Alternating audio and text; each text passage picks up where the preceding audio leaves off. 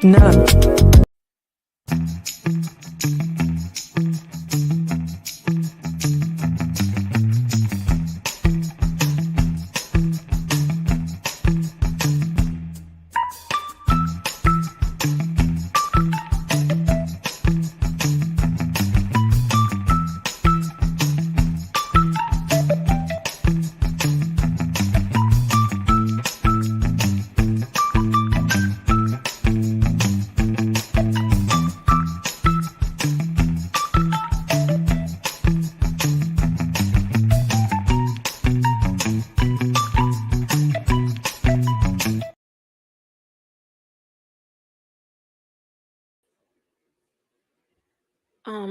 Do y'all go to bed?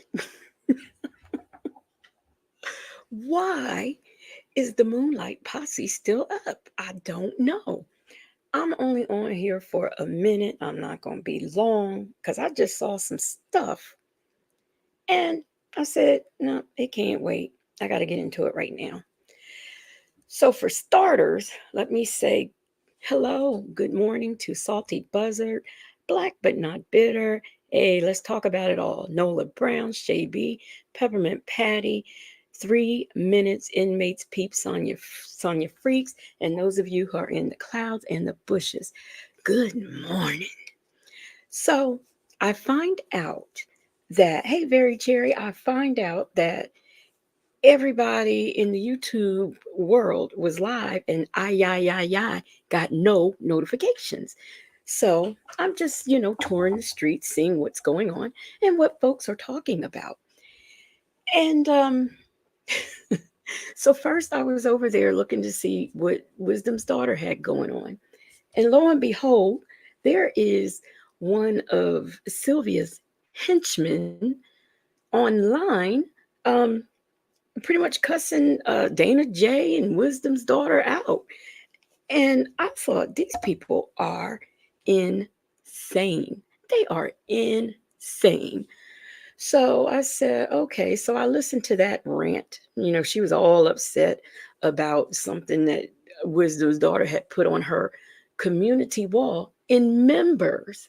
Now, I ask you, how does Sylvia and her hench woman know about what's in Wisdom's daughter's members? You know, so either it's some thieves in the temple or they just are on some underhanded stuff, just going around getting memberships in alternative names so they can spy on people. I don't know. I don't care because I'll say what I got to say right here. It doesn't matter to me. But anyway, okay, so so I'm listening to her rant. This could just be me. Y'all people might not feel the same way, but I don't find it cute or attractive for someone to be vulgar, ratchet. I just don't think that's cute behavior. So, if there are those of you who do, that's fine. But for me, it's just not cute. It's not a good look. I don't even see how you're able to come on YouTube doing all that cussing and whatnot and three sheets in the wind, but apparently you can. But yet, if they don't like my title or something that is said in my life, I don't get ads. So this is what kills me. So anyway, I'm listening to that foolishness. And I said, well, let me go over there and see what the Bible lady is doing. Now she comes live and she's telling people to go follow her over, and I'm not even going to tell y'all what it is. Y'all can find it. If y'all find it, find it. But I'm not even going to acknowledge. He is she's a guest on this show with this guy who is pretty much making the Young Thug Rico trial seem equivalent to freedom fighters, people who fought for our freedom and did all kinds of political things who are either ostracized. Like, for example, Afeni Shakur. I don't know if you guys know who that is. She's over there in Cuba where she has been for many, many years because she was arrested for a crime. I don't know if she committed it or not, but what I know is they wanted her head for it. And when she was put in jail, she was put in not a women, but a men's prison. So anyway, she managed to escape. One thing she doesn't do in her book is tell us how she escaped, how she got out the country, but she did. So she's over there in Cuba, where she's been for many, many decades, really. You know, he wants to make like compare the YSL trial to the struggles that these people had. So then we had, yes, I'm for real, Shay B. So then we had Bible lady who was just admonished by the courts last week. Who apparently was that last week or the week before? Whenever it was, she was just admonished, and we all saw it.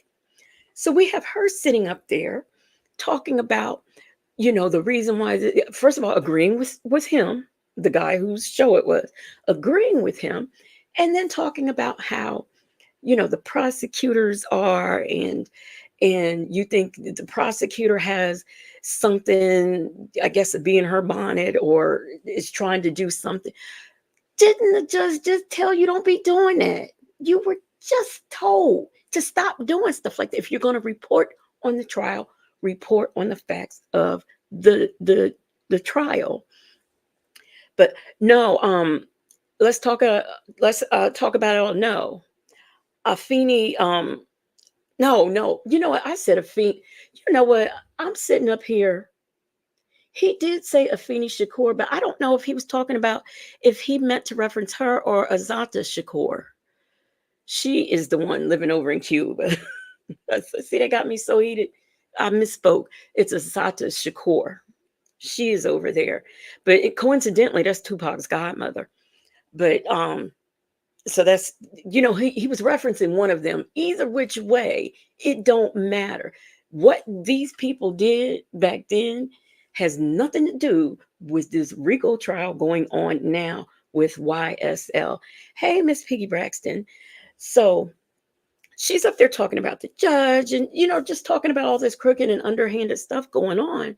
And I'm like, the judge just told you you can't be doing, if you are going to be a court vlogger, then you need to report on the facts. We saw her give that the pamphlet and all. So we know. And she even talked about some of the stuff that was in it. So we know she's not supposed to do that. And here she is sitting up on somebody's platform doing that. Yeah, I know Tupac's mother is deceased, but I did not mean to say Afeni. I meant to say Azata Shakur, who is still that's Tupac's godmother over there in Cuba. But this is who these people, her and this man are sitting on there, and this is what they are taking people who fought for our rights, our freedoms, for their life and their safety, and equating that to the YSL trial. And I'm just like, I'm blown away by this. So between her and that foolishness, hey, Aaliyah TV, Vic to the Veil, between that foolishness and between what her head henchwoman was doing on her live with all that. And you know what? I would play the live just so y'all can hear how ignorant she is. Reason why I don't is because all of that, I don't like all that cussing. I mean, it's cuss words here, cuss words there. Okay, that's fine. I mean, her mouth is just simply gutter. And there's no way I would play it. But isn't that something? Somebody is either a part of Wisdom's Daughter's membership or they're a part of her membership under some other name and getting mad about stuff that she posts on her wall in her membership. Are you kidding me? Are you kidding me? So that's all I wanted. I just wanted to get on here and run my mouth about that because I was shocked at all of the things I was seeing going on. I didn't even get to finish getting watching all of Banks live because I was too busy running the streets with that foolishness and listening to that foolishness going on. So yeah, we've got one of Sylvia's mods running around there cussing out William's daughter and Dana J because of something that Wisdom's daughter had on her community wall in members. And she's getting cussed out for that. Victor DeVille said, "Don't make me peek over there. I'm not going to lie. I was raised by a cussing grandma. I really do have to watch and curtail my words a bit." But you know what? Okay, let's just say you had a cussing grandma. Okay. I mean, it's the cussing and the wretchedness. I mean, in fact, I think her child is, I mean, her channel is called Wretched Randa, or her screen name is Wretched Randa. Any which way, I in life don't see any reason why I would want to associate myself with Ratchet. That's all I'm saying. And she has no qualms about being ratchet and cussing people out and coming online three sheets in the wind, you know? So that's what she does. So between that and between Sylvia trying to make the YSL trial equivalent to freedom fighters back in the day is just mind burgling. Mind burgling. I also heard that Bougie did, her letter of complaint, and Wisdom, she's not doing what she's going in person to make her complaint. So, yeah, isn't that something? Isn't this isn't this something? This has been a day. You would think today was Friday by all of the shenanigans that have been going on. Bank, I am so upset I did not get a damn notification for your live. And when I came on there, everybody was saying good night. I was upset. I missed that. So yeah, that's what's going on YouTube this evening. That's what was going on this evening. I'm telling you, y'all had to see it to believe it. And you know it had me in some kind, feeling some kind of way. If I jump on here, what, two something in the morning, you know it had to been bad. But yeah, if y'all want, y'all could go over there. Wisdom's daughter, she played Randa's video on her channel. And if y'all want to hear all of the things that she said, go on over there and listen to it. Don't go over to Randa's. Don't give her no views. But yeah, she did that. And then you got Sylvia, who the judge just said stick to the facts of the case. And she over there agreeing with this man who is saying that these people are equivalent to freedom fighters. And she saying that everybody's dirty. This is the shenanigans that are going on in these streets. So that's all I wanted. I had to release that. I couldn't go to bed with all that energy in me. I had to get it out. I'm going to drop, let me see, where is it at? I'm gonna drop the link for a minute in case there's anybody who's got anything that they want to say. Now we're not gonna be on here till 4 o'clock in the morning. We're not gonna do that. But if anybody wants to come up and say anything, I will drop the link as soon as I get it. Because I didn't even think to do that before I got started. So, do y'all think that because multiple people are complaining about the stunt that Sean Hoover did yesterday, do y'all think that anybody or anything is going to be done to him? And I also have another question since I am on here with some random BS. Do y'all think that, well, no, if y'all haven't, hey, let's talk about, oh no, hey, call me on Keisha's phone. How are you doing? If y'all hadn't heard about Diddy and this lube and baby oil and stuff in just one specific bathroom. If y'all have heard that or even seen, now I don't know if you saw pictures or video. I saw a video of it. What on earth can you do with that much lube? And then my next question is, just like the guy whose video I watched, doesn't that stuff expire? I mean, I would think it's an expiration date. I never thought about it before until he said something, but I also never thought that I would see more lube in a man's bathroom than they sell in the whole entire store. So I found all of that very interesting. Let me get this link up in there. And if anybody wants to come up and give their 2 cents about anything I have said thus far, you go right ahead. Where is my link at? Okay, there it go. It should be coming up in a minute. So if anybody has something to say or an opinion to give about Diddy and his mess and not being able to get out of jail, Sylvia and her shenanigans, or her henchwoman and her shenanigans, come on down. This is your time to speak. You can come right on up here and say whatever you want to say. Just know we're not going to be up here until 4 or 5 o'clock in the morning. Google says baby oil is good for 3-year-olds. You can put your child in that house with baby oil from age 3 to 4, and they still will not use up all the baby oil that I had seen. It was just, I mean, I had heard about it. I've been hearing about that for the last 2 days. But to physically see it, I was perplexed. I was just perplexed about the whole entire thing. And, so, well, at least now, Nesta will know he is not the only person who cannot get out of jail. They not even giving Diddy a chance. And I did not know that you can put a packet together in one day and go back to court and have it presented, to get your bail lowered. I didn't even know that could be done, but apparently it can, because that's what Diddy did. They had a whole, how much is he paying? Now, this man is trying to go to court, get this judgment stopped and get that stopped. Where's he getting that much money to pay anything? Where's he getting it from? 50-some million dollars.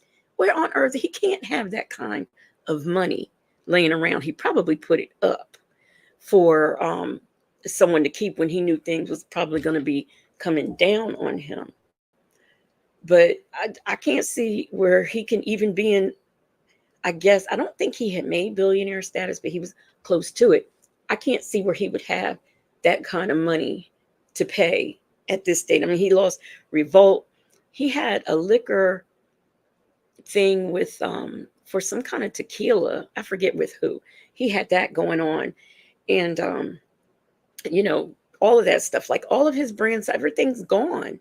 So I don't even know how he could have possibly been able to pay, even if they gave him one. Now, Victor DeVille says that tells you how much of a deviant he is. All that oil. Aaliyah TV says, I mean, it goes bad after 3 years. I don't know. What shocks me the most is the fact that that goes bad after 3 years, or the fact that he has that much. I mean, what? Okay, let's say 20 bottles. Let's say, let's take it up to 50. You do have them free golf, so let's say 50 bottles, but over 1,000. But no, Victor. Okay, he was a billionaire. Okay, yeah. Well, he ain't got the money now to pay it. I just can't see it because he has. You figure within the last 6 months, he doesn't really have any income coming in. I mean, because don't nobody see it for him. Miss Boogie Downs says Diddy is a billionaire, Lord knows, and his mom was a big time financial investor. Really? I did not know that. Peppermint Patty said his house, 48 million, and his mother's house is worth 2 million. He was trying to sell his jet. Really? Well, he couldn't find the what's his name, Derek, the guy who just won that $100 million claim. He had Hazen. He had won, his judgment to put a stop on him selling that house. And I did get suspicious when I saw it was up for sale. And like the very next day, the guy gets a default judgment. So I said, "Oh, now it makes sense." Oh, hey, Miss Boogie Down. Let me add you How up are you, here. beautiful? Wonderful. How are you doing? Very tired. How are you? How are you? Just wonderful. Just wonderful. I had to So calm down. So I had to stay up and come tell y'all people about it before I went. yeah. So I actually grew up with him. Diddy. I'm from New Uh-huh. York as well. He originally was from Harlem. That's where we're both from. I was raised in the Bronx. His family, he was raised in Mount Vernon. His father was a big time street dude. He got killed, I want to say in like 1972.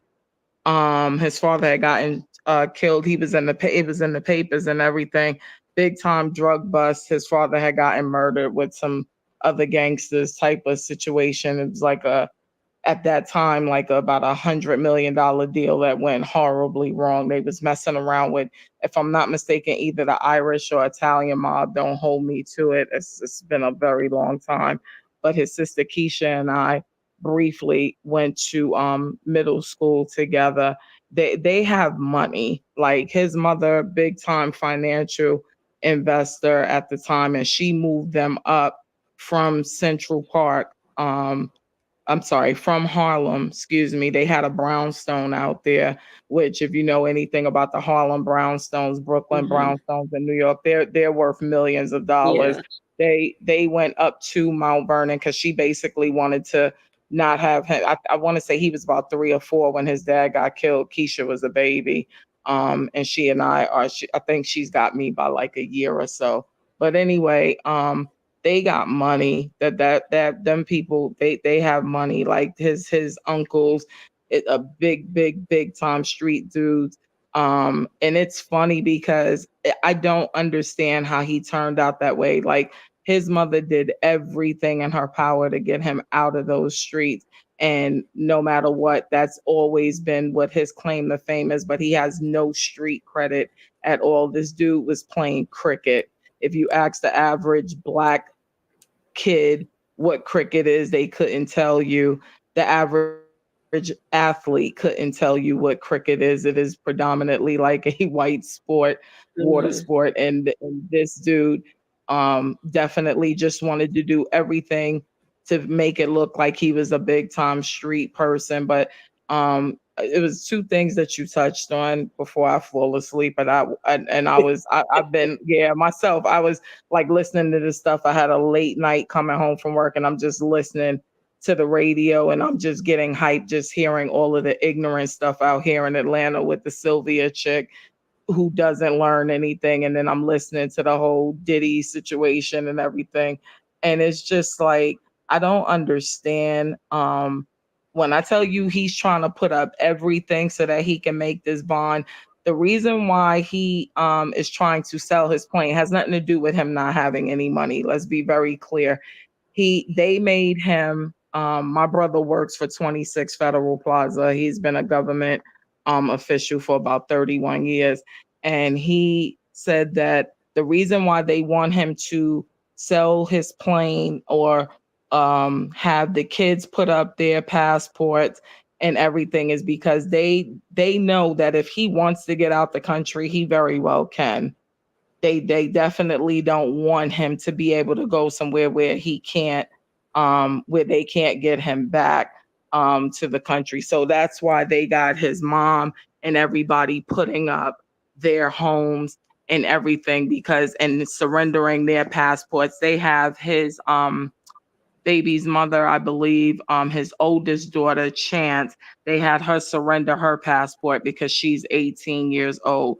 I don't know if they were requesting it of the twin girls because they're under 18, but all of his adult children, it's even so bad. I don't know if it was a joke, but they were saying like they even wanted like this new baby that he had in the Yeah. mother of her to surrender that passport as well. And I'm just like, what could this baby do under 3 years old? That was hilarious to me. But nevertheless, they want to make sure that he does not have any escape outside of the country. And it's because he has a lot of resources, a lot of resources, and they know like he can get out of the country if he wanted. Putting a leg monitor on him is a joke right now, and that's the Right. whole thing. But my thing is, and I just, I remember when everything was going down with Nesto and what you call it, Fran, Bougie, and Joey were talking, and one of the things that I'm not in any form of fashion supporting these deviants, but one of the things that I don't like is the fact that regardless, as black men, they are being railroaded in this system. It is the rich man who gets to run for president with 34 indictments versus this dude here who hasn't been convicted, and y'all are putting this impossible bond. It's just it's our government at its worst. And I just hope that a lot of us don't get lost in translation in terms of disliking Diddy and what he stands for versus his civil rights. And even Ernesto, their civil rights being violated. That bond that they're requesting from him, they know he can make it. That's why they're trying to make it ultimately impossible for him to be able to post it. And again, I don't want my words to be in any form of fashion misconstrued that I'm supporting this man, but what I am supporting is just everybody being fairly just and everybody being fairly able to get prosecuted the same way. Him being a rich person does not in any form or fashion mean that he should be extra penalized. That the laws should stand for all of the charges that you guys have on him or whatever have you. The laws should stand for him like they would stand for anybody else. They did not make Epstein and even the other dude, the Ponzi guy, Bernie Murdoch. They didn't make them go through all of this when they were out on bond. I'm not talking about once they got convicted and got had to be sentenced to jail. I'm talking about for them. I was still living in New York at that time and just following those cases like Bernie Murdoch.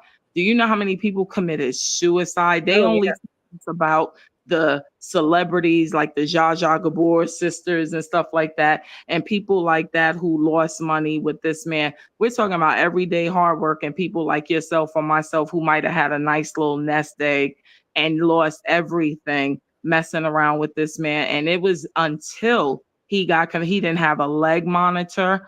He was out on like, I want to say it was like a $10 million bail, which was a joke. He was worth about $70 million. They didn't make this man have a leg monitor or anything like that. And it's just like I said, I'm not a Diddy fan. I don't support anything about this man. But at the end of the day, where's the fairness in the justice system? Like, why are we always, especially being prosecuted so much harder than other criminals who have the same, if not even worse, Right. type of charges and stuff like that? And I don't remember as far as Epstein went, but he too, he was able to he didn't have to sell his island. This man has a whole island. Yeah. He didn't have Hmm. to sell his island. You know what I mean? And we know he had resources to planes, even if he didn't own one, which I'm sure he did. But we knew he had resources to planes and stuff like that. And again, like Bernie Murdoch and Epstein, they both were convicted and had to do and were put sent to jail. And I get that, but I'm just looking at just like these stages right here. Like I'm just like, this is trash. I just I'm all for this man being indicted. I'm all for him having his day in court. And I get you saying like he's gonna manipulate the witnesses and stuff like that. Let's be realistic. That's what all criminals do. That's what all people of power do. We've allowed these people to become bigger than God. We're allowing a man run for president who has 34 indictments. You give one of us of color one indictment, and they're challenging us to be able to vote this coming November. And he gets to run for president. What type of precedent are we setting in this country? And I think this whole thing is just disgusting. I think it's just too much time that's being vested. Even on one of your community wall posts, I put like a little joke, like, yeah, my nephew who's 10 years old, he's going for his, Pass. yeah, he's going for his press pass. Like it's just becoming a joke, this country, this world that we, are dealing with and everything else. And it looks like A called me on Keisha's phone. She put that Epstein killed himself in prison because he was guilty. And I agree with that. But I don't even put him killing himself. I really don't. I don't think when these people are narcissists like this, I'm a conspiracy theorist, and that's a whole nother topic, a whole nother night. But I don't even believe that man killed himself in jail. I believe he was silenced in jail because Yeah, I think he had a lot of information on a lot of powerful people. And I believe that they he did. silenced him, Yeah. you Now, know. Victor Lavelle says she thinks Diddy is seriously afraid of something happening to him in jail. Of Aaliyah course. TV said they didn't offer him bond. He offered them $50 million. Yeah, he's being held on no bond. That's what I thought that too. Right. Because the $50 million is a joke. He's a billion. This man is worth $1.3 billion. Even with them taking away all of his endorsements and everything as it stands, his royalties from his Bad Boy collection in itself is worth over $500 million. They know he can make the bond. He's the one who's coming up offering, I'll give this, I'll give that. We got 96 people in our families putting up their passport. Y'all didn't do anything like this to Murdoch. Y'all didn't do, and this man ran a multi-billion-dollar Ponzi scheme. Yeah. And Now, it's just like, I mean, at what avail is this government really seriously justifying this outright? This is racism at its highest. And again, I'm not politicking for a Diddy. I want to continuously keep saying that. I'm just talking about the rights of people in this country of color versus anything else. Because boy, it really makes no sense. If you are white, it doesn't matter. Even if you do end up getting convicted, what this man is offering to surrender, y'all don't want to keep him on bond, and you're like, oh, he's going to contact witnesses and things of that nature. Man, those witnesses have already been contacted. Whoever has been bought has already been bought. Y'all got R. Kelly sitting in there, and he deserves every bit of it. I'm just looking for the other 100 people that was supposed to be sitting next to him. We keep making immunity deals with other devils and stuff like that. Like, this is ridiculous. This whole thing is a joke to me, because even with the Epstein situation, this man, I mean, that woman was literally his wife or whomever. She was literally like a groomer of yeah, some of these kids and stuff. And he's the only one who went to jail. I was looking for a slew of people but behind him once he got she went convicted. too. She got convicted.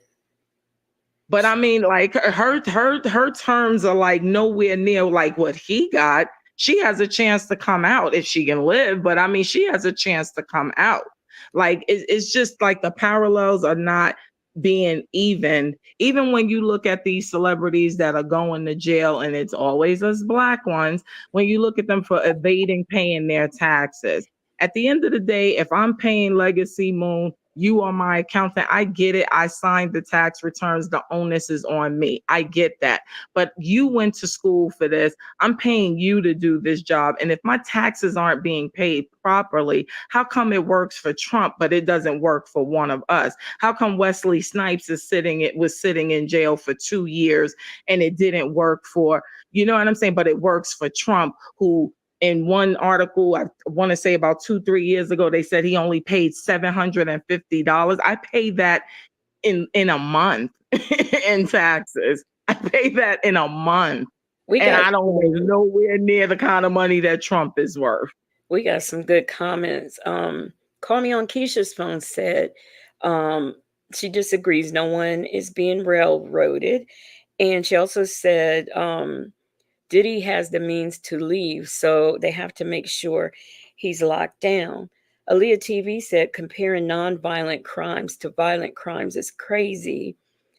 Call I me on get that, Keisha's phone said, no, but he Aaliyah is not he's not convicted yet. That's just the whole thing. Again, these are the laws that are set by others. We didn't set these laws. So if you're telling me I'm presumed innocent until I am convicted of being guilty, but yet you're treating me as if I'm guilty before I get to try to prove my innocence, it is backwards.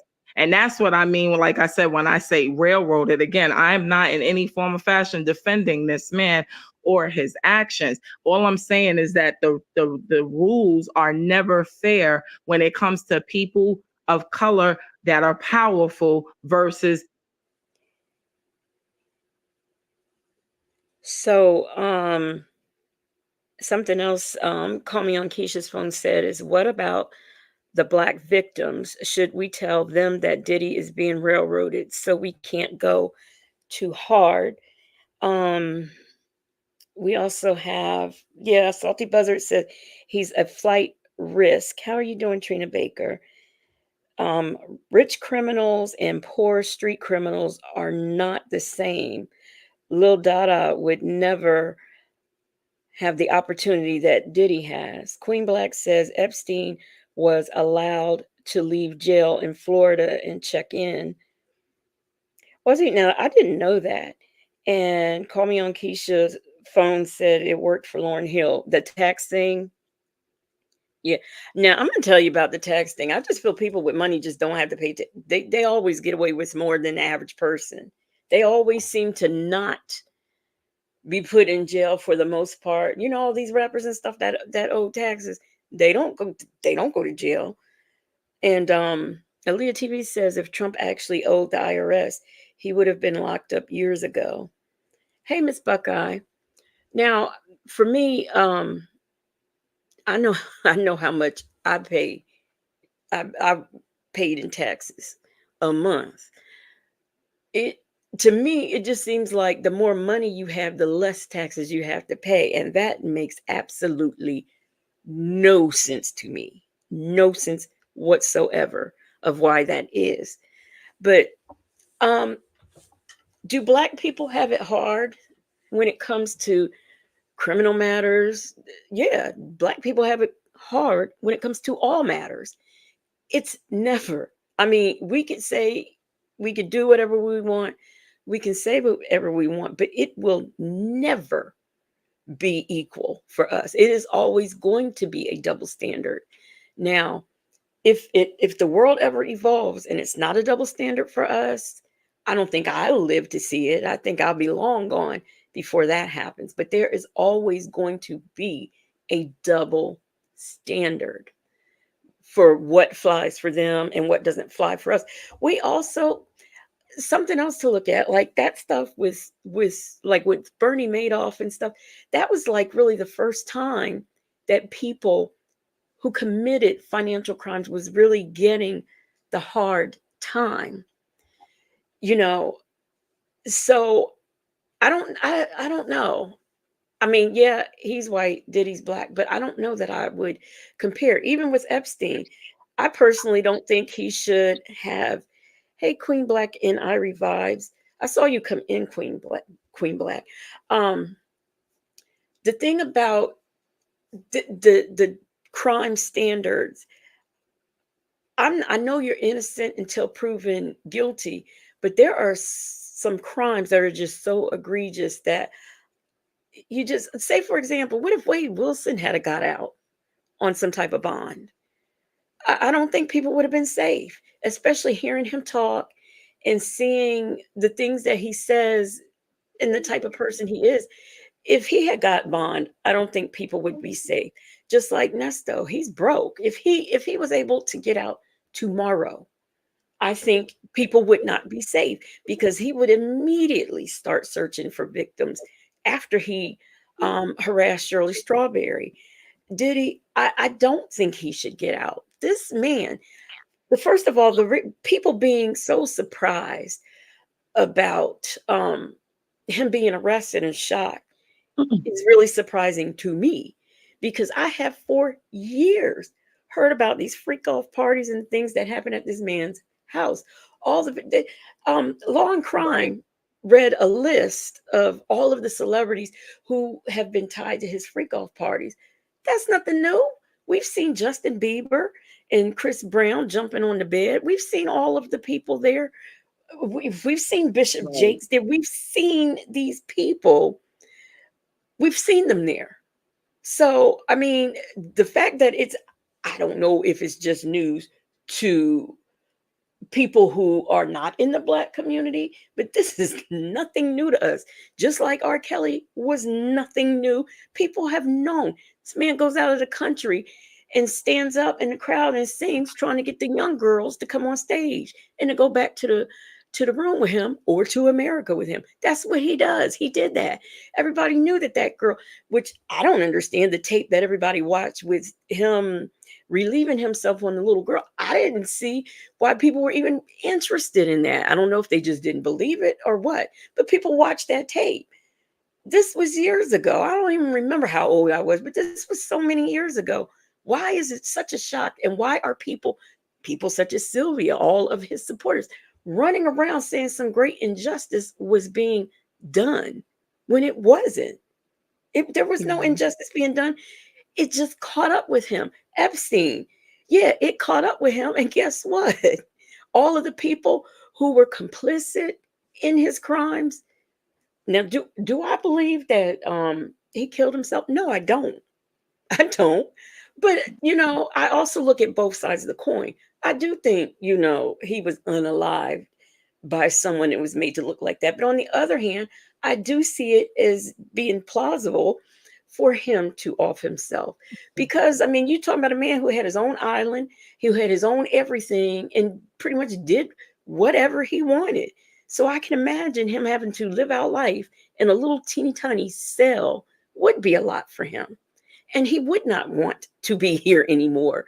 So, I mean, I could look at that both ways. But and that was, if I'm not mistaken, I could be wrong. I don't know if he was before the Me Too movement or after, but things are being handled different now as a result of the Me Too movement and the way these men are being handled. Like everything finally caught up to Weinstein, whatever his name is. It finally caught up with him, and we see what happened with him. You also look at who else? I'm still trying to find out how somebody like Woody Allen could um marry his adoptive daughter right after she turns 18, and this man's still able to make movies in Hollywood. How is that possible? How is that possible? But people with money and clear people with money can get away with more than what we can. That's how it is. Do I like it? No. Do I accept it? No. But I know that's just how this country is ran. That's my rant for now. Queen Black says stop doing crime. And Banks says playing the white man game was his mistake, expecting white man's treatment. Right, was another. That's right. That you can have all the money you want, but you one thing you will not have is that privilege. You do not have that privilege. You got the money, but you don't have and will never have the privilege, at least in my lifetime. Hey, Sleepy Libra. Sleepy Libra said, well, be long gone. At least we've witnessed the first Black president. Yeah, that's what I'm saying. And possibly the first Black female president. Hey, but am I going to see a time when black people and white people get the same jail sentence? No. White people can be out on bail, and black people can't. I mean, it's just not going to happen. I just Things are not going to be equal like that. It's just not. Um, oh, here we go. We have call me on Keisha's phone up here. How you doing? Hi, can you hear me? Oh, for heaven's sakes, you're a man. Yes, I can. Yeah. It's like, hey, call me on Keisha phone. That's what my dad used to say to me when I was a kid. So yes. How's it going tonight? Good. How are you? I'm good. I actually thought y'all would be a little harder on Diddy. I'm surprised. I'm out of Chicago and we have a black radio station, VON. I was listening to him the other day and he was saying, right. I had to turn it off because he was saying, back in my day, that was called pimping. That was called being a player. I'm like, sex trafficking, bruh. Do you understand what you're saying? I think that they're calling it freak offs to make it, sound more salacious. An orgy, is what it was. But anytime that anyone is forced, be that through they've mentioned guns, they've mentioned what is it where because of your status you have the power over someone else, that which we saw with he and Cassie. Hmm. um I think that any time that that has happened, that's where the line is drawn. And I'm so glad that you brought up the Me Too movement. Think it's a new generation has come forth. We're not tolerating the things. The idea that we watched that court case with Sylvia and the guy, and they were like, "Oh, we're in the support R. Kelly group." What did you say, sir? Like we were the idea that they would be talking about raping or doing what they were doing to young girls with R. Kelly, and people would still stand up and support him. And we're talking about your young black daughters, your nieces, your neighbors. I don't have a whole lot of sympathy for Diddy, because you could things were done differently in the 90s. It might have been a little more, Suge Knight, stomp him out type of a thing.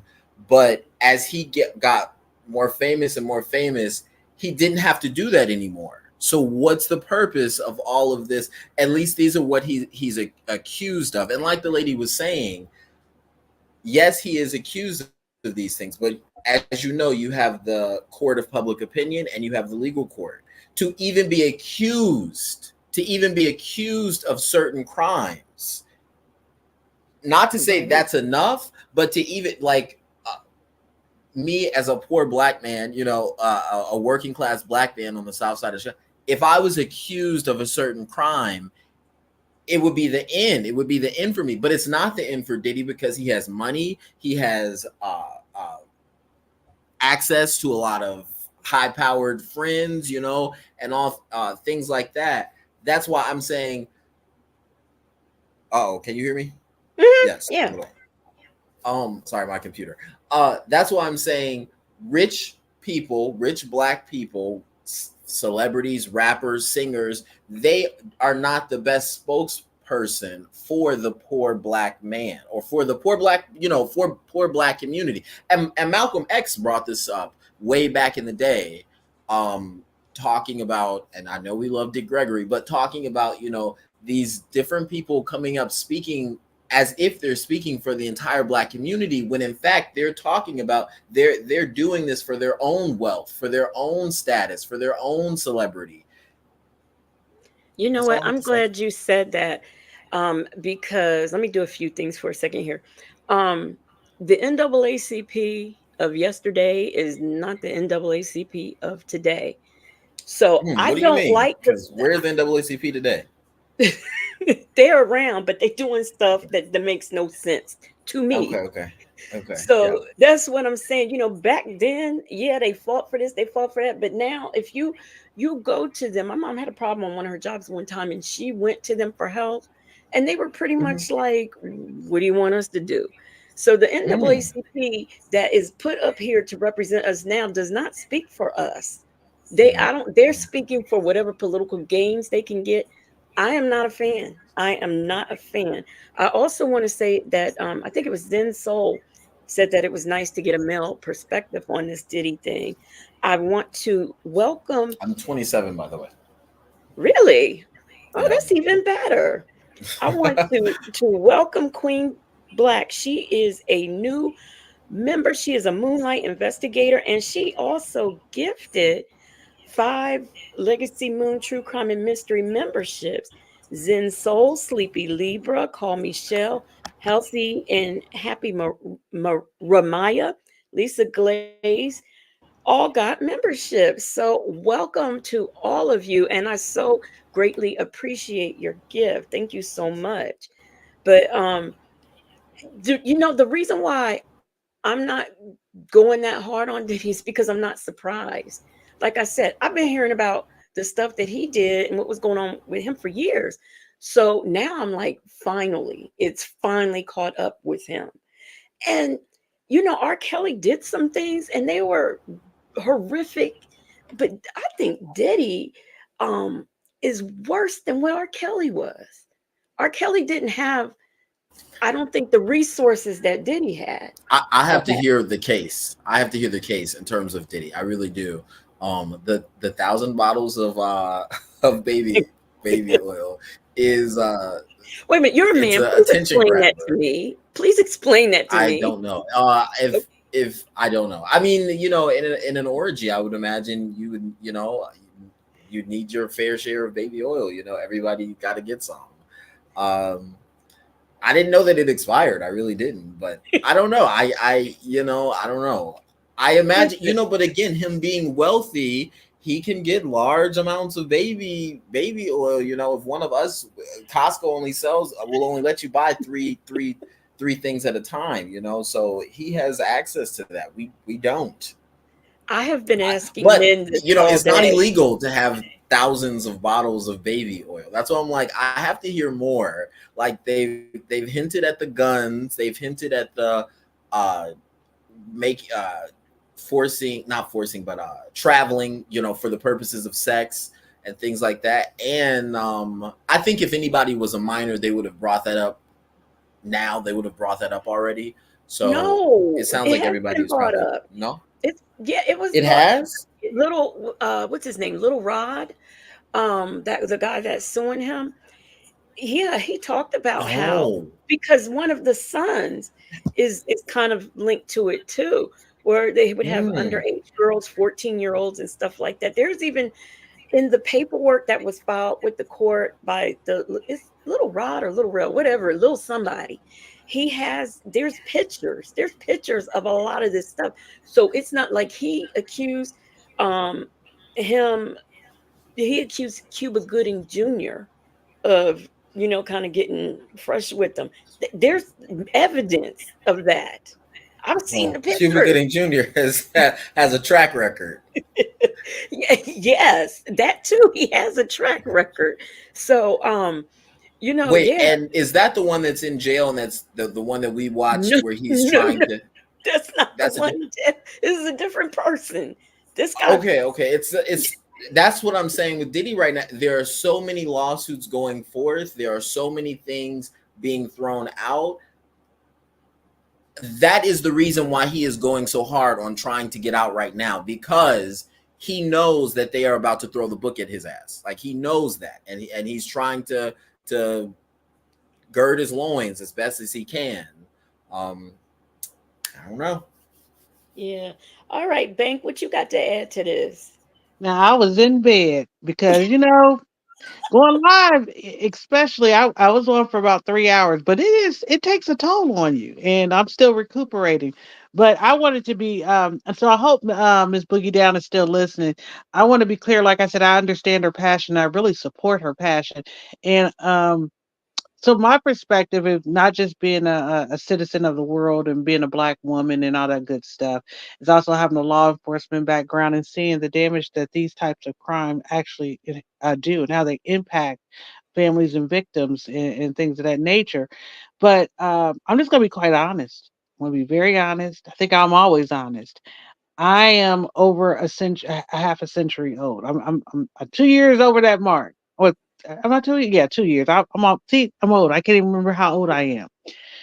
But my investment is in my immediate family, the boy children in my immediate family, and uh, get passing on knowledge to them. And like I said, while I understand her passion, and I definitely agree with her argument, Diddy is around my age. He knows the rules of the game.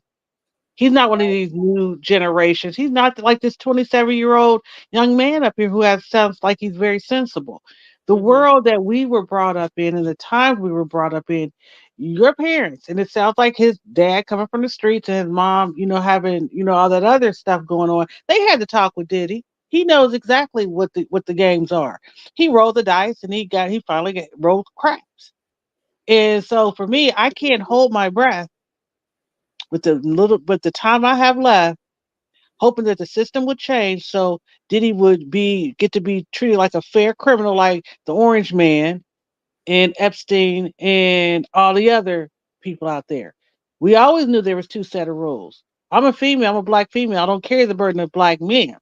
But I can tell No. you right now, my mom and my sisters and my uncles. Let me tell you, my grandmother had 17 kids and they all lived out their Damn. natural lives. Okay, they did not pass away from any type of violence or anything like that, and they were taught how to survive out in these streets because with 17 it wasn't a lot to go around.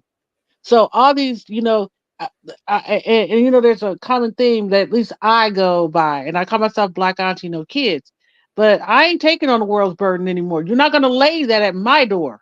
I'm tired. Mm-hmm. And I don't have it for everybody anymore. We can't take everybody with us. And if Diddy has to be left behind, and if R. Kelly has to be left behind, if all these other degenerates have to be left behind, then so be it. Because they knew better. They Right. knew better.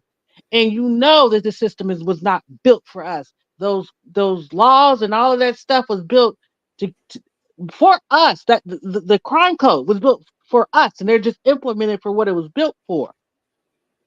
So no, Right. he's not naive. I mean, I don't even care about him playing cricket, and I appreciate that. I understand what she's saying. I get it. Believe me, I get it. Because every time I have to disconnect, even though I'm not their mother, but I have to disconnect from the boy children in my family. Let me tell you something. I don't know if I've shared this story with you, Legacy, or I may have shared it on another platform. But my nephew, my oldest nephew, I became an auntie at 10 years old.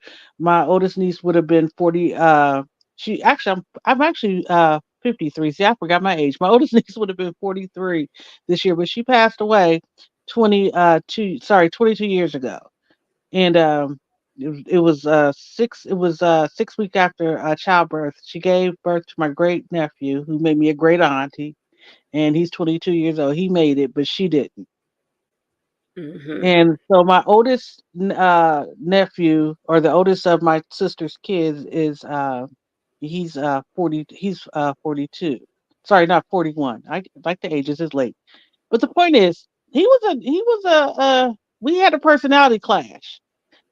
As soon as as soon as he could talk, we were arguing. And so we was always battling. And I think I was babysitting him. He had to be around 6 or 7 years old. I was watching him, and he was doing his normal thing. And I told you I fight kids. I was a teenager. Yeah. Well, we got into it, and I was about ready to stomp a mud hole in him, and I had to back away. And I said, you know what? Not today. You ain't gonna do this to me today.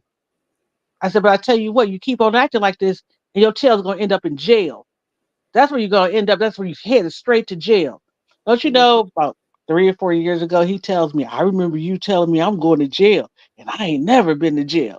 I said, "So what do you want me to do?" In fact, I tell you what, come pat me on the back because if what I said to you made a difference to the extent that it kept you want to prove me wrong, then I did my job. I can't feel Right. bad about that. I Right. can't feel bad about that. So I guess my mother's a tough lover. She's that boomers, and my dad's the greatest generation. But you reap what you sow. You have to deal with the consequences. I talk about being a Leo and having accountability. You have to be accountable for it. So I know there's innocent people that get caught up in the system every day, and that's who I, would fight for. And I'm not saying that he's innocent until proven guilty, but from a moral standpoint, I can't summon up. the urge or the need or the desire to want to go to bat for this man. So, but I just want to let Miss Boogie down. Know I appreciate her passion and her argument, and I get it, but I just don't have it to give. And like, one of my favorite YouTubers in the mommy sector, she always says, "I ain't got it to do. I ain't got it to do. I'll watch it play out, but I ain't got it to do." Yeah, we have somebody, Sleepy Libra says something I thought was very interesting. She said, "I'm still not over the Clarence Thomas versus Anita Hill debacle. They passed it off as that's just how black people act towards each other." I agree. First of all, my problem with it was all wrong. But I also did not like the fact that Anita let those men who did not want Clarence Thomas in there use her, because had that been a white man that had all this going on, I don't think we'd have ever even heard about it. But guess what? Clarence Thomas is a black man who somehow forgot that he is, and he thought he could get away with everything too. He soon found out, no, you can't. But he was still confirmed. So that's unfortunate. But it is it's a double standard. And the way, and you got to remember back then, you know, even still today, but back then, if you were a victim of SA, it was worse. Or if you were involved in a situation like that, you were looked down upon as a woman if these things happened to you.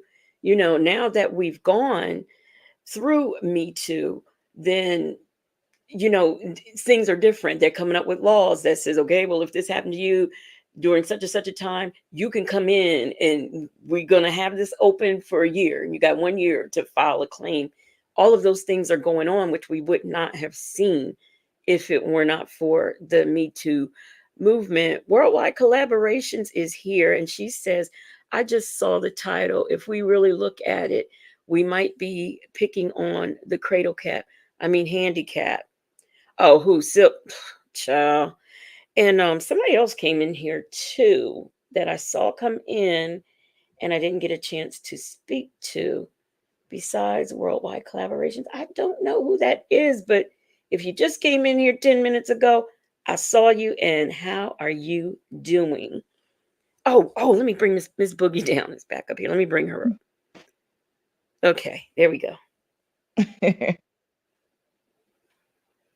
ahead, Miss Hello. Boogie down. Go Yeah. ahead. Hey. Oh, yep. First of all, I love the call me on Keisha's phone. I'm just glad to hear somebody young of that age group, male, speak your piece, and that's all I'm doing. I'm not defending Diddy. I just want to make that part clear. I totally agree with Banks. I thank you for that.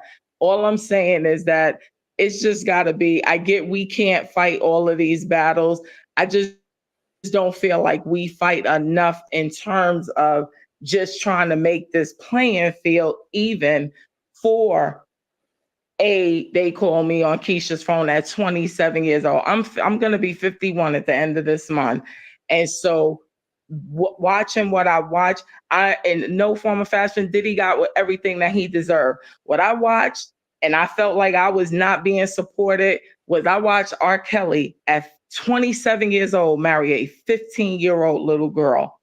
And I've even heard people recently say little things like, oh, well, it didn't seem like it was bad. I'm sorry, a 15-year-old, let me see a 20-year-old look at one of my 15-year-old nieces or whatever have you, and it's going to be a problem. We allowed this man to have one of the biggest careers, and then for whatever he didn't do and whatever deal he made with the devil, when it went south, then they took him through the ringers and put him in jail. And like I said, he deserves every bit of where he's sitting, as Diddy deserves every bit of what he's going through. What I'm saying is I'm just tired of us being in this society and we're not fighting for just the right to have the same rights as non-white people, we don't fight enough to make sure that the playing fields are even. I'm not supporting these dudes. I don't know these men like that. I like I said, I know of Diddy. I know Keisha. I know his sister. I'm not a fan of this dude. I was there when the whole city college and kids were getting stampeded because he oversold a party. He should have never even had a career. But this is what society lets through. And like the young man said, we then allow these people to become our spokespeople. And I'm a big fan of Malcolm X. Malcolm X was more so taught in my house than Martin Luther King, because my dad always felt like, although he had a great respect for Dr. King, he was like, no, Malcolm is where it's at, because no, if these dudes spit on you, I'm spitting back on you. Like, we just too many times take the back seat. And that's all that I'm saying with this situation here. I don't care what they do with Diddy. It's not going to change my life tomorrow or any other day. What I'm saying is that I'm just tired of looking at the news. And again, we have a man who gets to run for president, who himself was convicted, if I'm not mistaken. What was that payout that this lady is supposed to get? $83 million for violating her as well. And he gets to run for president. Like, where does it, when do we just like get a little bit more upset and start putting boots to the ground and making sure that these playing fields get even? This man literally is sitting up on a world stage. 65, 67 million people watching him debate this woman. And you go on a tyrant that now these poor little Haitian kids, little kids, couldn't even go to school this week because this jackrabbit was sitting up there making these unsubstantiated insults to these people. And what he didn't tell everybody was how, yes, everybody was leaving, like General Motors left Detroit or whatever. All of the factory jobs was leaving Springfield. And when they were interviewing these white people there, they were grateful for these Haitian immigrants that relocated there and built up their economy and got that city back up on its feet. But we don't get credit for that. And it's just like, when do we start fighting more to just even up the playing fields, that you can sit up here and make these outrageous and outlandish remarks, and then we sit up here and we look at a situation like this, and this man, I get it, he's got the resources, but I'm going to tell you this: if this man, whether it be they planned the great escape, my whole thing is that there is nothing that we can do that's going to keep him there. I'm not fighting for anybody's equal rights as a criminal. I'm fighting in terms of the equal rights of just being seen as somebody, as a person who committed a crime and has a right to fight for her rights, as opposed to, okay, well, she's Black and she's got money, so let's do this. But he's white, or she's white and she's got money and she gets this playbook. That's all I'm saying. The playbook is disgusting. I agree with that. But I know as a Black woman, I can't do the things that these Karens walk around the street and do. I know I can't do it. So guess what? I'm not going to do it. And I get that, and neither do I. Breaking the law, doing the things that this man is accused of, is a choice. And another thing I want to bring out, and I'd like to know how everybody up here feels about it. We often talk about R. Kelly marrying Aaliyah. We all talk about it. Why doesn't anybody side eye or say one word about her parents? Yeah, she's deceased now. I mean, that's unfortunate, but hey, they had to prove that he didn't just go whisk her off and marry her. They had to prove that. Why does nobody ever bring that up? Because I'm always bringing it up. Her parents. Or that her uncle, Barry Hankerson, who owns, Background Records or whatever, that's part of Atlantic. He was instrumental in how R. Kelly became one of the biggest stars on the planet. Absolutely. And that's what I'm talking about. But then everybody, I stopped buying R. Kelly music when he was with Public Announcement, because at that point, I want to say Aaliyah is about 5 years God bless her soul, about 5.5 years younger than me, because I believe her birthday's in January. She's born in 79. I'm born in 73, but I'm born at the end of September. So I want to say at the time when they got married and all of this was coming out or whatever have you, I was like 20 years old. I'll never forget, I was in college and I was in a HBCU. And I remember like looking at this, and everybody was just like just pushing it under the rug. And I remember just being an angry woman, young woman at that time. And I remember coming home on whatever break I came home on. And I remember them getting booed on the Soul Train Awards.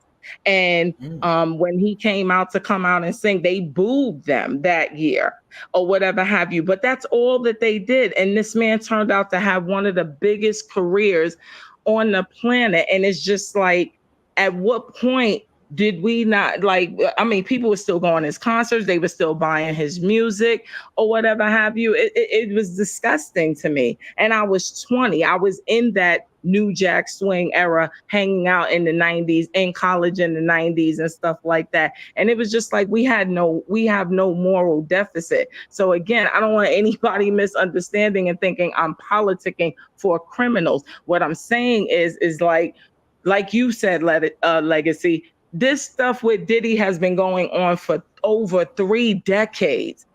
Over 3 decades. And yeah, I'm glad, okay, granted, you got him off the street, but had y'all did what you were supposed to do in the beginning, these people wouldn't have been able to be SA'd or, beaten and assaulted and stuff like that. It's just like, I don't know. Like, I'm not, like you said, I don't know if maybe I'm just numb to it or whatever have you. I don't care either way. Like, that's where I'm at with it, because I just feel like this stuff should have stopped long ago, and he should have never been able to get to the point where he did. But now, for whatever reason, whatever has gone wrong, that the powers that be are now turning on him or whatever have you, I'm just waiting for Jay-Z's turn to come up. It ain't gonna shock me either. I just Well, feel let like me it's jump a in. whole bunch of them. Let me jump in here, unless Go ahead. call me on No, go Keisha ahead. for unless you have something to say because you haven't said anything in a minute.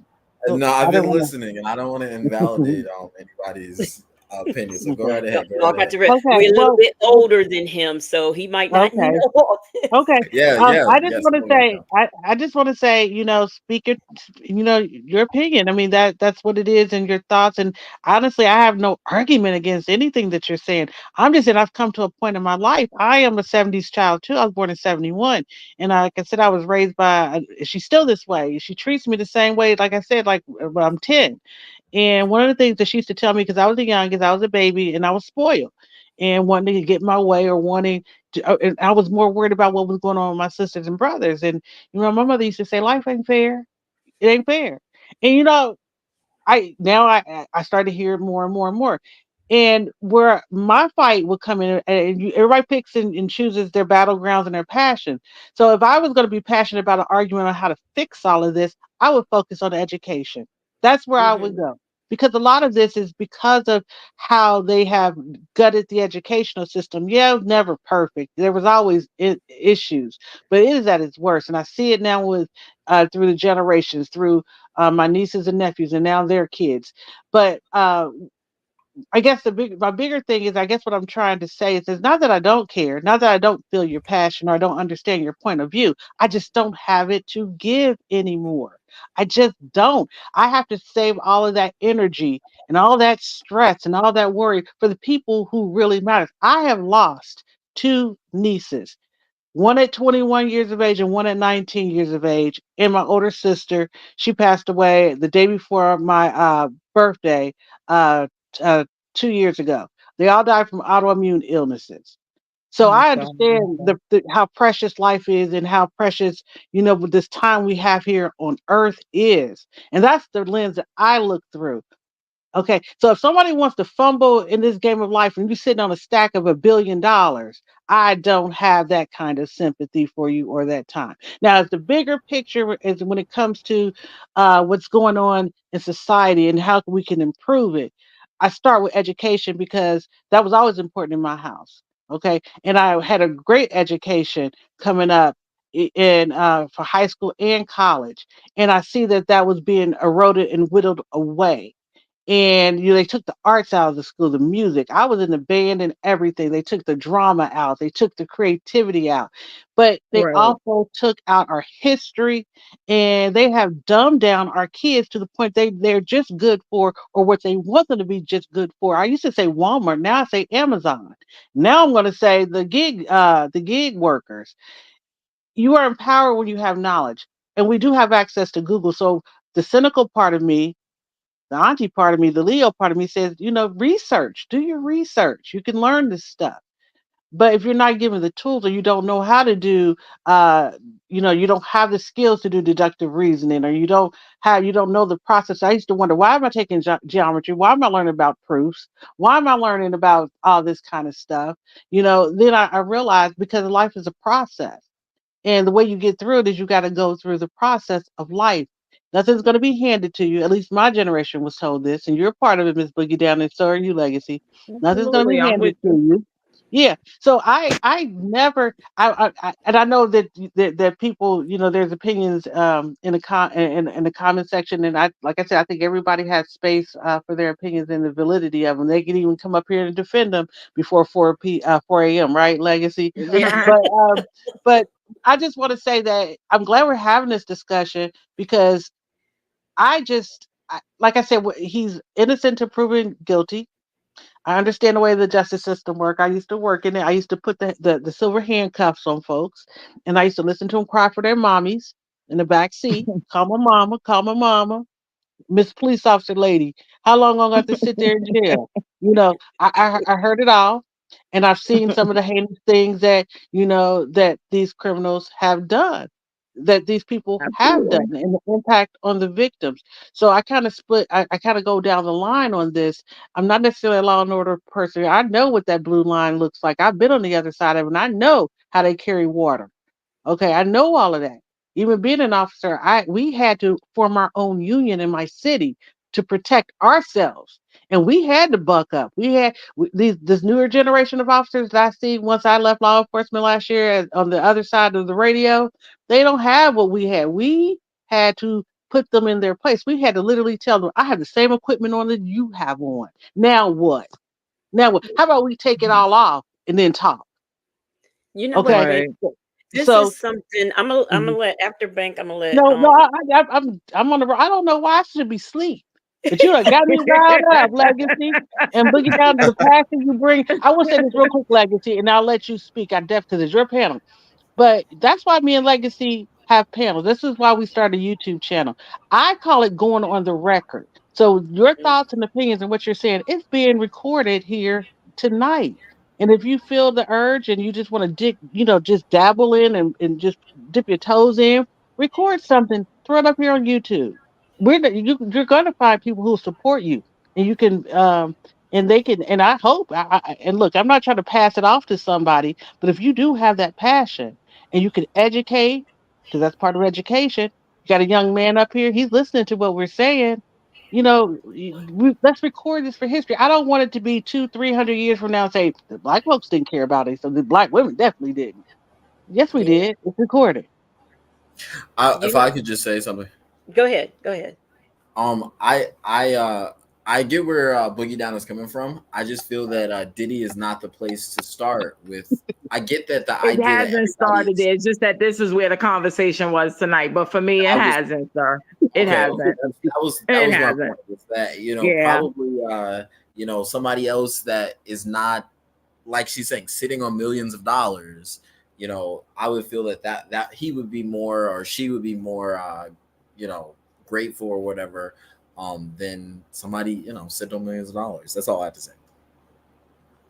Oh, Okay. Oh, absolutely. And I agree with you. And Hey, but that's what I'm saying. It's just that that's where the topic was this evening. right, But right. definitely that he's definitely not my point of reference ever. But it I was just get what Yeah, that's you're where we saying. were tonight. I totally get where you're coming from. I do, and yeah. I support you My in those other thing thoughts. would be I don't know. I mean, us four. I don't know if there's anything that we could do about it, but you know, um, the music that you guys were listening to in the 70s, in not the 70s because you're always babies, but in the 80s when rap was first starting, you know what I mean? They had way more positive rap and stuff like that. I think that our music has really taken a turn, from what when I talk to people that are younger than me, um some of the ideas that they have in their head, I'm like, where did you get this from? I was talking to a guy, I was working security, and he was a young guy, and I'm like, just talking to him. He had a full ride scholarship. He graduated high school during COVID, and he had uh, um, a he got a scholarship to play football for the Ohio State University. And I'm like, what happened? He decided that he wanted to flip a brick. They gave him so much money in a stipend that he went out and bought a Mustang, and he was driving a 2020 brand new Mustang, and was driving back and forth from Chicago to Ohio, taking bricks of weed to sell it on campus. And I'm asking him, where did you get this idea? Where, what about investing? What about saving the money? He said that some friends gave it to him. But I'm like, when we were talking more and more, he started naming these rap songs and everybody that he was listening to. And I'm like, bro, that's where you got the idea. That is where the idea came from. Instead of already had all the money, you already had, they were paying for your school. He got pulled over by the police, a misdemeanor, kicked off of the football team, and then he dropped out of the school.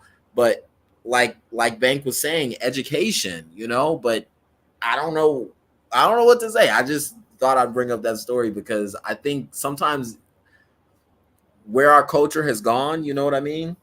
I did a couple of years at Ohio State, and I think I know who you're talking about. The young man, I can't think of his name. He just basically kind of screwed the pooch, basically with his His whole career, opportunity. he was Yeah, standing next to me yeah. at a talking about being a CDL driver, and he was fourth. The guy who was just drafted number one here not this past draft, but before, JJ McCarthy. He played here in Chicago, and this guy Steve, he was ranked 2 spots behind JJ McCarthy, and his whole life, just because he wanted to do what? Flip a brick? I'm like, bro, are you serious? That But also goes into how we educate uh, black men and black boys and black girls. Once black boys get into puberty, the whole system changes. Like people stop thinking. yeah, Absolutely. And like Um, I said, the little bit that I know of the Combs family, like I said, I know Keisha personally, his younger sister. And I'm here to tell you that their mother put them in the best schools. When their father was murdered when they were children, she took Mhm. them out of the city of New York and put them in the suburbs, which is a suburb called Mount Vernon, and had them and had these he's had these opportunities. That's why I said I don't feel sorry for this guy, and I don't want anybody to misinterpret that. I was talking about the laws in themselves and where the problems are.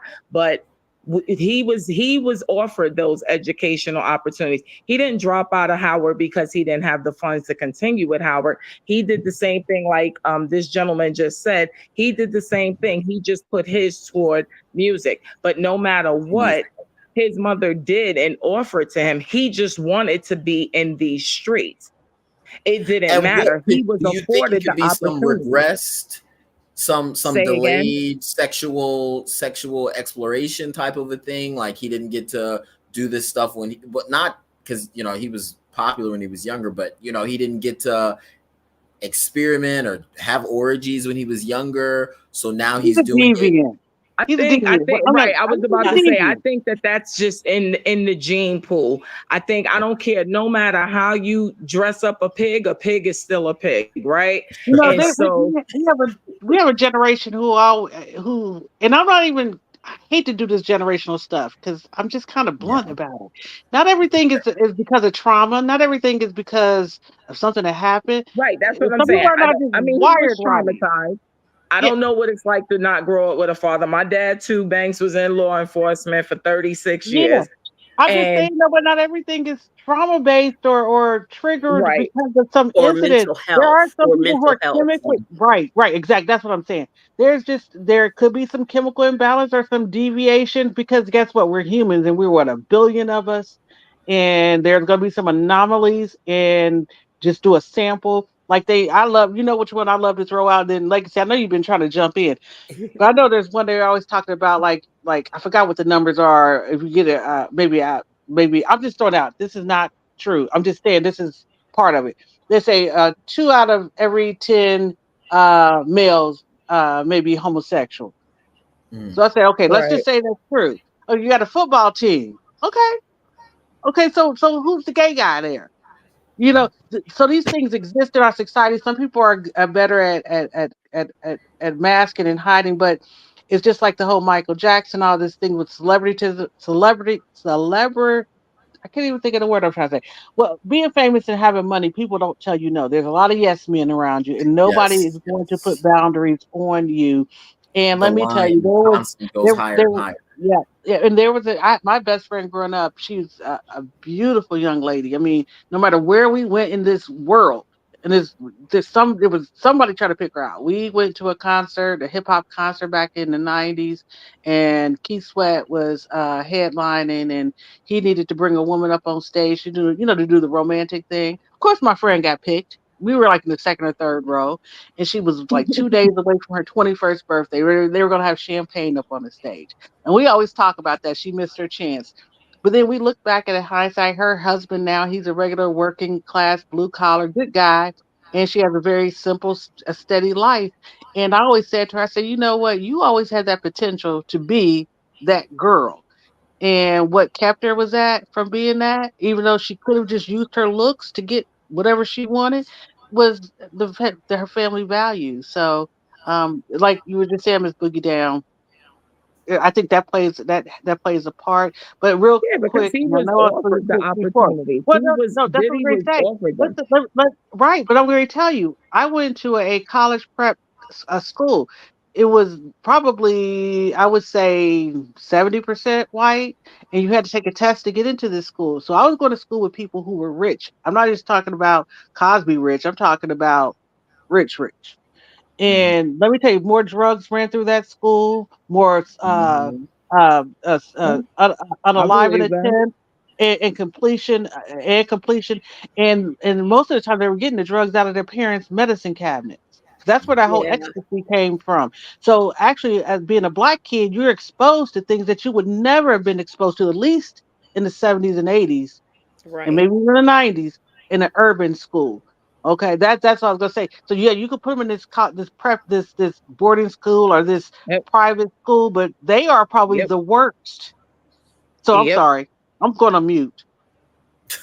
Okay. Now, I want to say, and then we're going to kind of wrap it up. First of all, Sandra's RN is here. How are you doing? Um, but what I was like with, for example, bank, because we're around the same age. So if back in my day, I know if I had a question about something, if I like how to spell a word or whatever, the first thing my parents would do is say, go get a dictionary. Okay, that was the thing. Get a dictionary, get a dictionary. You want to know what something means? Get the dictionary. Well, that still applies, except for now, like when my nieces were growing up, I would say to them, Google it. You want to know what such and such means? Google it. You want to know, how to spell something? Google it. Just you can put it in wrong. They're gonna tell you the right way. It's just like technology. Things evolve as this earth as it expands and more people come to this earth and leave, and we get into new things. You have to change with the times, but your values, principles, and morals don't have to. Back in my day, it was look in the dictionary. Now I say to the younger people, go Google it. That's what you Right. do. You evolve. You don't just, oh, okay, well, nobody uses dictionaries anymore. I mean, there's probably houses out there now that don't even have dictionaries. But guess what? Everybody's got some form of electronic that they can Google. They probably even make TVs now where you can ask it stuff and it'll tell you. So we have to learn to adjust and change with the times. But one thing that is not going to change is the inequalities that we have with people of other races. We are not going to be treated the same. Period. That's, to me, that's Now, just I the want way you it to stop is. right there, Legacy. I want to ask the young man, how do you feel about that? Do you feel like you have the power to change that viewpoint? Because that's a very great point that she made, and it's going to tie into kind of where I'm going. At your age at 27, again, like I said, I'm 50. I'll be 51. Where do you stand on that as far as feeling like, yeah, I mean, we all know it's inequality, but do you feel like that it's going to stay that way? Yes, I think there will always be some sort of inequality. Yes, and I think it'll Okay. not in my lifetime. I don't think it'll be anything. Not things will change, but I don't think racism, prejudice, inequality, biases. I don't think they'll just vanish overnight. And when I was a kid, they used to say that by whatever year that race will be gone, and that I remember on National Geographic one year they had a picture of somebody that looked uh like Steph Curry, and like this is what all Americans will look like. Even if we all look like that, there would still be some sort of, well, I got brown eyes, you got black eyes. I got blue eyes, you got green eyes. There's still be some sort of biases and prejudice going on. Yeah. Because I think the average person that I speak to, I have nieces and nephews your age group, and I asked you that because I feel like the one thing that I'm proud of with your generation is that for the most part, a lot of people your age group, maybe a little younger too, a little bit more arrogant with it. They don't see it that way, and I'm glad they don't. I'm mad that at my big age that is a reality that we've come to just condition ourselves that that's okay, because it's not. And even if it doesn't change in my lifetime, even if it doesn't change in my lifetime, my problem is that we settle for saying that it's not fair, but this is what it is. I don't stand on that. I don't teach those under me, younger than me, in my family. That I'm like, you know what, be the change you want to see. And bottom line, if it doesn't come through, you die trying. I'm just tired of I us want to being die at a certain happy. age. Say I Okay. want again. to die happy. Okay. Okay, and if that's And happiness for you, but that's not happiness no, for no, me. that's That's not the all I'm point. saying. But that's not the point I'm making. What I'm saying is, you can always press forward, and you can want and hope for change. And I totally agree with you. I think that sometimes I don't know if it's being lost in translation because I find that I don't communicate well over this device. But what I'm saying is because we are close in age. Not that I don't give up the hope. I got, even though I didn't give birth to any kids, just, I have nieces and nephews, and I want a better world for them. I want it to be different for them than it was for me. And I see that it is different, but there Mhm. has to be a little bit of reality and that Yes. worry just to get through the day, just to get through a day. The stress of racism will kill you. Okay, And worried about that and younger worried people about, will yeah, always feel that. right. And Younger I people am will very always think happy. like that, I'm open right. mindedly. I'm very happy in my skin. I had to tell my nephew who has a $400,000 home, who had a neighbor who didn't want him next to him. I said, "Did you need to tell that neighbor I don't want to be next to you?" In other words, I'm not even worried about the white man's racism. I'm worried about my happiness. That's what I say.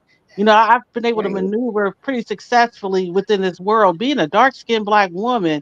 And I've gotten to this point in my life. I feel happy with myself, and I understand I'm looking out for those things, and I am teaching my young people, that things are different because they are different. The way they communicate and the way they socialize, it is different. So that's why I wasn't saying that what you were saying was wrong, but what I'm saying is that Oh no, I you didn't you take have it to that find way. some happiness. You have to find some happiness in the space that we are given at this moment in time. I can't. And maybe we're saying the same thing and just in a different way. I do want better and I hope for better.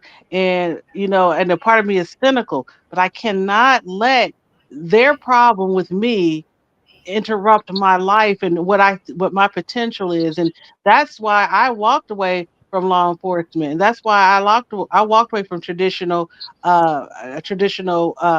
9 to 5 or jobs, and there's nothing wrong with that, but that's not the way I'm built. I was so busy trying to be something that I wasn't, and I gave up on this, and I gave up. But this whole thing of racism, I can't let it bother me, because then it takes away from me as an individual. I will fight the fight. Believe me. If you take up and you need somebody to back you up, Miss Boogie Down, I'll probably be the first one there.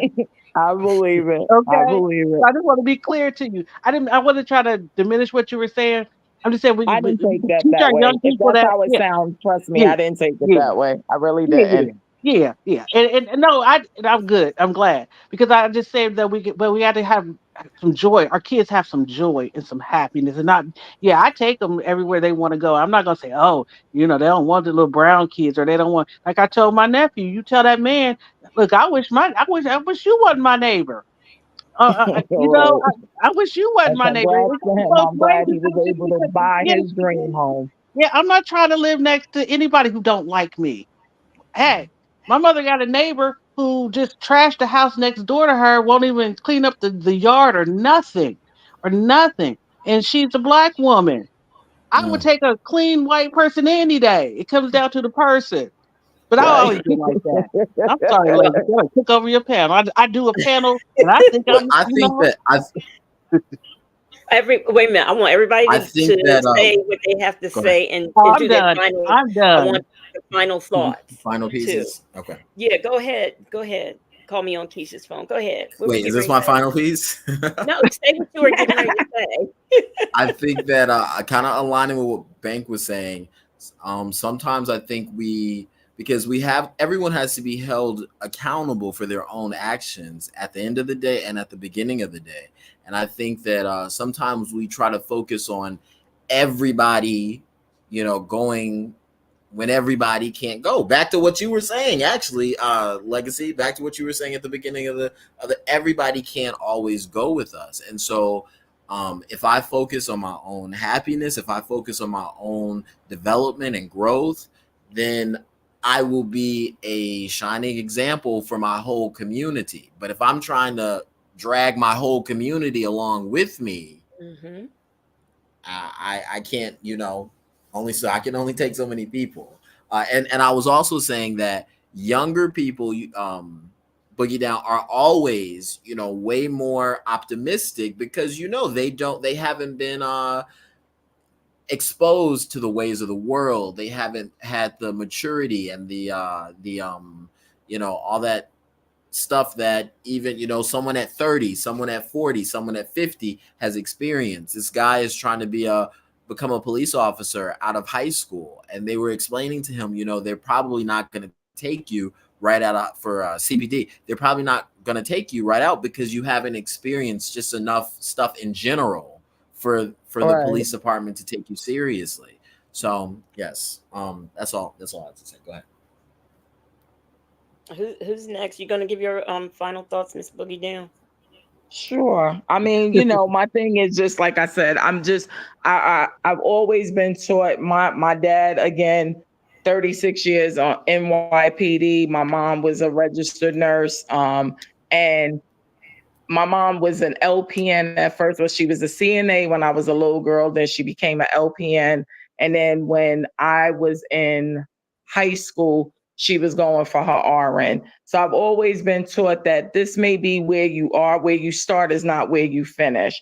And all I'm saying is that I just think, like, personally, I don't want the generations under me to just be so complacent to accept what I feel like our generations and a couple of generations above us accept. If I think if you set in that tone, you can still live a fruitful life and you can still live a blessed life. And that's a great thing. Me, I don't sleep knowing that I can do more. And the one thing I'm not going to do is like Bank was saying with her nephew, it's the same thing. I know I'm in a neighborhood that if they could pick somebody else, they would. But at the end of the day, I've been in this neighborhood now for 7 years. Owned my home for what you call it.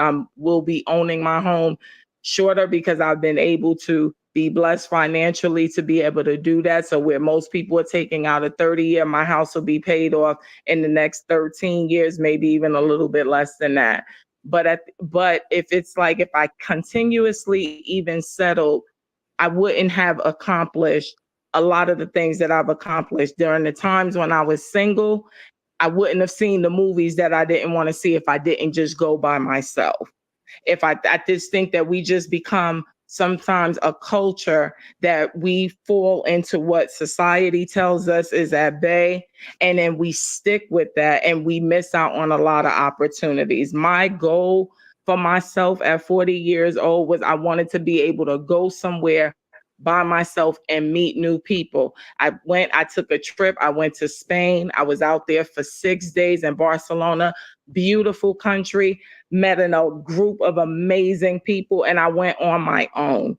If I wouldn't have experienced that, I wouldn't have made some of the beautiful connections that I made. And actually, one who, once I got to Georgia 7 years ago, was actually able to help me to get to the employment that I have and get to the status that I had. Now, had I not taken that step, I wouldn't be where I am. I wouldn't be able to be in the neighborhood that I chose. I wouldn't be able to have what I have presently, because I didn't take a chance. And that's all I'm saying. I just don't want to conform to that thought process. And I just hope that the generations under me continue. That's the one thing that I admire about their boldness and even their naivety, that they don't settle like I think our generations, and like I said, the generations before us, with just, well, this is what it is and that's that.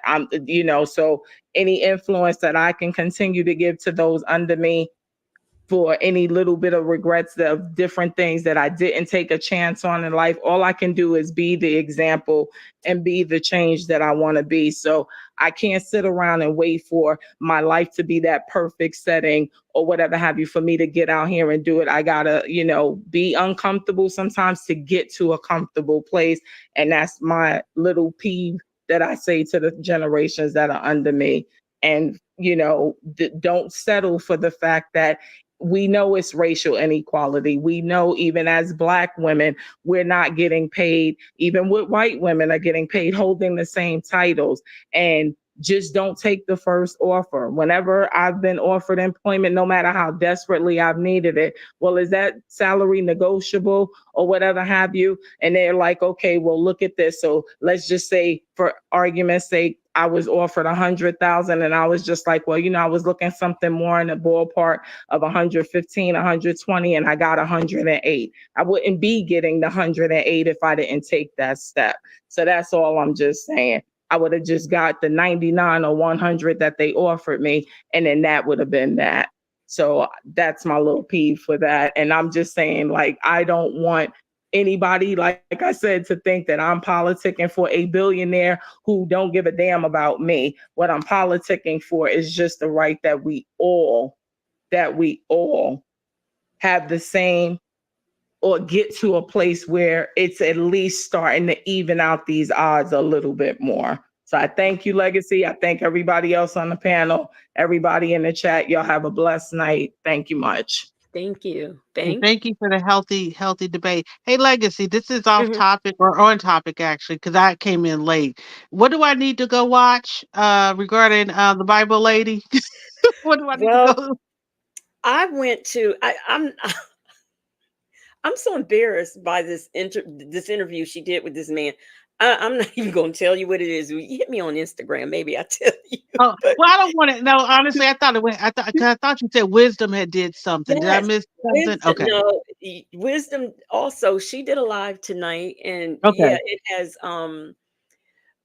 Sylvia's one of her henchwomen going off Hmm. and cussing her out and all this because it's something that she put in her Hmm. members Hmm. that apparently somebody from that's part of her members is either snitching, or Sylvia and her henchwoman got a membership under a different name and is sneaking at it. Any which way you put it, yes, it's just something Okay. to hear. So yeah, And real quick, I'm gonna drop off, but I just want to say, bitter or not, Black Not Bitter is still in here.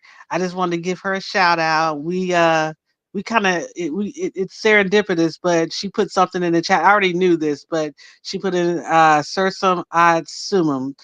We had to take Latin. Okay, that's all I'm gonna say. And that was our school. What is We not the had Latin in my model? school too. What did you say? Oh, you did. Okay. Are We you had Latin in in my Ohio school. too? No, You I'm in sound Chicago, but it was a Oh, Catholic Chicago. school, Oh, so you're in we had Chi-Town. But yeah, she knows exactly what I'm talking about. We have a common connection, and we found out through this whole Nesto thing. So if you're still in the chat, hey, hey, Yes, she's here. okay, I'm gonna drop down and you got me, Legacy. You got me because I was just gonna ride this one out. But I thought this was a really great discussion. If we had started it earlier, and you really got me in my debate bag. I almost felt like I was going back to my olden days where I used to love to tussle with the words. So yeah, so I'm gonna drop down and it was nice talking to you. Call me on Keisha's phone. What is that? What we gonna call yes, you? nice talking to We you just too. call you Mr. Keisha. Nah, you can just call me on Keisha's phone. Yeah, there you go. I like that. All right. You guys have a good morning. Thank You you. Thank too. you, Legacy. Thank you, Bank. Legacy, it was so nice talking to you. I too, I was just gonna wash my dishes and listen throughout the night, but then I had to come on and debate some. Oh, I no. was gonna say that Pam, yeah, Pam told me about a show called Accused. Have you heard of it on Yeah. A&E? Guilty or Hmm. Innocent? Hmm. One of the episodes is about a guy named, I think his name is Salik French, a young guy. He ended up going to jail for 10 years for murder. Did you see this episode? No, It's it's stuff like that that I'm gonna when I have um my members only viewing parties. Those are some of the things I'm gonna be showing. okay. Well, you need to go see that one. I think that was type. You'll see is that guilty or accused, that you could type in French and it'll come up right away. The whole show is just really a great show. Pam put me onto it, and it's just an excellent show. But his episode specifically kind of went into what we were talking about today. He ended up killing someone. They put him. They of course arrested him. They only gave him 10 years, and he tried to get out early. And when they denied him, he got very upset and accused them of trying to institutionalize him. Um, but he actually did kill someone. He admitted to that. So I was like, I don't know what to say, but I'd love to hear your opinions on it. So try to find that episode, and I'll join the membership or something. Yeah, All right, I'll have I'm going to down. check it out.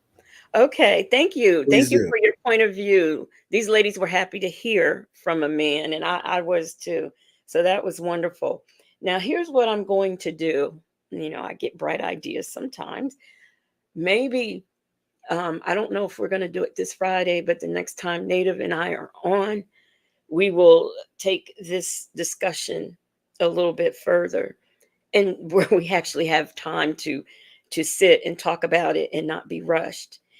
And I also want to bring up now, this is going to give you an example of inequality. And I'm trying to put this together now because I just found it today. There is over in the Congo, there was a coup that happened. I don't know when, it was recently. Well, there are 3 Americans over there in the Congo who are out or among the 37 people who are going to be executed for this coup. Now, the funny part about it is 2 guys, 2 of them are black and one of them's white. And I thought, what is this white guy doing over in the Congo of all places? Um, well, what happened is the guy, the one of the black guys, his father is a Congolese citizen, and he was the head of this group that was forming the coup. So, anyway, like I said, they were just sentenced to death today. And what I saw interesting is we have all these CNN, all the America we always want to go over to other folks' country and apply American logic and rules and constitutions. And it just don't work like that.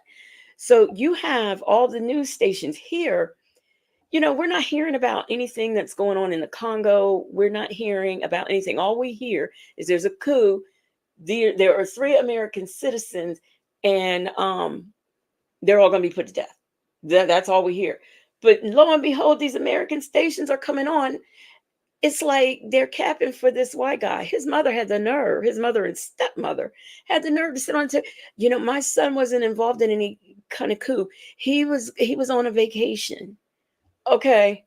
A vacation which was paid for by the head of the coup, paid for him and his friends and stuff to go over there. So I don't want to hear, oh, he was just there on vacation. He wasn't involved in a coup. And oh my gosh, I see him on TV and he's getting beat up. And oh, it's just so terrible. We're just getting all these horrific pictures of what's going on. And it was so bad. The American embassy, it took them, I think, maybe a month or something to even find where these people were in the Congo. They couldn't even talk to him to see if he was okay, because people seem to think when they go in foreign countries, they can say, I'm an American, call the embassy. And that does something for them. But what people don't realize is the embassy are just there making sure you're being treated humanely. But they can't intervene. They can't do anything for you. So we can't, all I saw, and I'm trying, and something else that's funny. I've got the testimony of the black guy. I got the testimony of the other black guy. I looked for over an hour for the testimony of the white guy. Nothing. Only thing I keep seeing about this white guy is him getting beat up and him looking bad in the pictures. That's all I see. And his mother and stepmother sitting over there talking about he was on a vacation. He wasn't a part of any coup. Well, what was he doing? Because guess what? People who form coups and are getting ready to do their thing, they have to train. You don't just get on a plane and go over there and, join the coup and head on over to the president's house where people ended up being unalived. It doesn't happen that way. So he participated in this coup as far as I am concerned. He was there. Now, one thing I did try to search for is all of the cell phone footage I could have of the coup to see if I could see him. Well, I couldn't exactly see him, but they're all covered up. They got the things over their face. So who knows? I might have missed him. He might have been there and I might have missed him. All I know is when they went and started rounding them folks up, he was with them and he seemed to be dressed just like them. But you will have his mother and his stepmother convince you that, he's just on vacation. I want to see how involved America gets to rescue that guy. I can't wait to see. And I said, I'm going to put something together and show this, and then I'm going to follow it because I'm going to see just how involved they get in this and try to bring him home, but not his, the guy who was the leader of the coup, his son, they're best friends. So, I want to see. I just can't wait to see how this is going to be handled and will he actually be executed. Now, I'm not rooting for anybody's death, but I'm just saying, when in Rome, do as. You can't be going over to foreign countries, forming coups and thinking that you're going to use, he couldn't even get an attorney. He couldn't get that. He's in the Congo. Are you kidding me? First of all, who goes to the Congo for a vacation? And this is not to insult any Congolese people, but it's just a very vicious place to be. Who goes there on a vacation? Who goes to the Congo? Where all the Hutus who did the genocide in Rwanda, do you know where they went when they left? They went to the Congo. So please, miss me with that he was just on vacation crap. But I want to see how far the U.S. will go to cap for this white guy who is stuck over there. So those are my rants for tonight. I am going to be, like I said, I'm going to get with Native and see, what we might work to further this topic along and in, earlier hours of the day so that we are not on here at 4 a.m. talking about it. So I'm going to do that. Sunday, I will be doing my members only thing. So if you're already a member, look out for that. And that's it. Other than that, I appreciate y'all coming here, being in this live, those of you who participated on the panel, those of you who got memberships and gifted memberships. Thank you so much. You guys could have been anywhere else, including sleep, but you were right here listening to me. And I greatly, greatly appreciate it. Y'all have a good night. I'm a whatever I can find first to play, we're gonna play and get y'all out of here. Y'all have a good night, and hopefully I'll be live. Hopefully I'll be live tomorrow at a more decent hour. But good night, everyone. Y'all have yourselves a good night. And shout out to the marvelous, magnificent Moonlight Mods.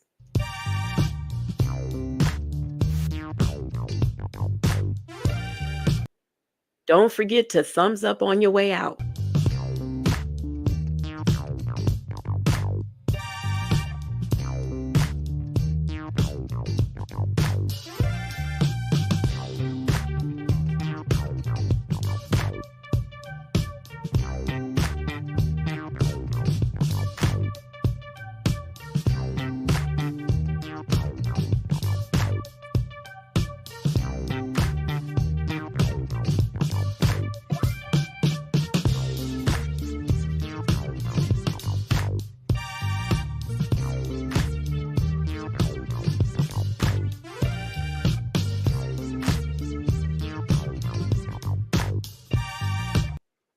Right, black but not bitter. Good morning. Good morning, everyone.